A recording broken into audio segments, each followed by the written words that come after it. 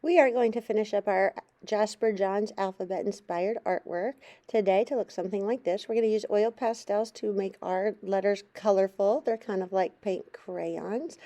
And then when we're done with that, we're going to go back in and color each square with our watercolor paint.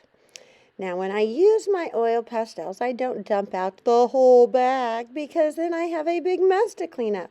So I'm going to choose a color I want to use first, and I am going to go through and just pick some random alphabet letters in different squares all over my project for that color.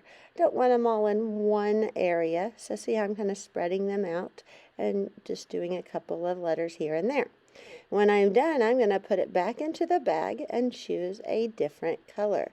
I'm going to go back through and pick out more random letters here and there to use with my purple oil pastel.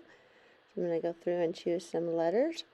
Then I'm going to go and switch out colors. So continue to do this until you've got all of your letters traced in an oil pastel color.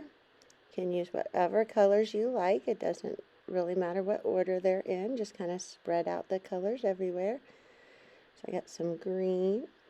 Now when I go to paint these with my watercolor paint, I don't want to paint the square the same color as the letter that's in that square.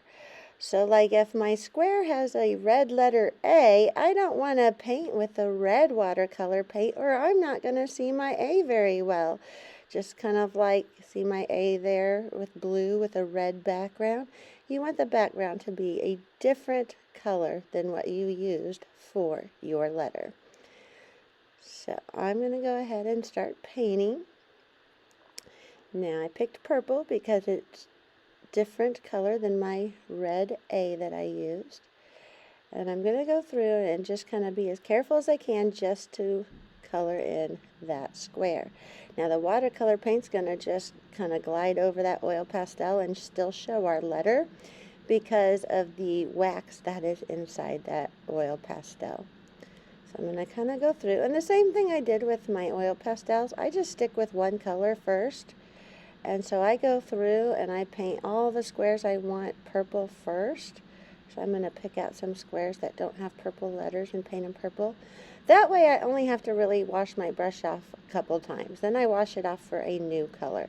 So now that I have blue, I'm going to go through and pick a few areas where I want blue squares to go. I don't want a blue square where there's a blue letter because it might not show my letter very well. Then, once I'm done with blue, if you notice, I went ahead and got a new color, orange, and I'm going to go through and do the same thing. You're going to keep continuing to paint just like this until your entire picture is all painted in. Even these little half one right there, I'm going to do two different colors on the Y and then a different color on the Z. Once you finish painting, you can put it up to dry, and then you can free draw until class is over. But keep going till they're all painted in so it looks something like this. I can't wait to see your work.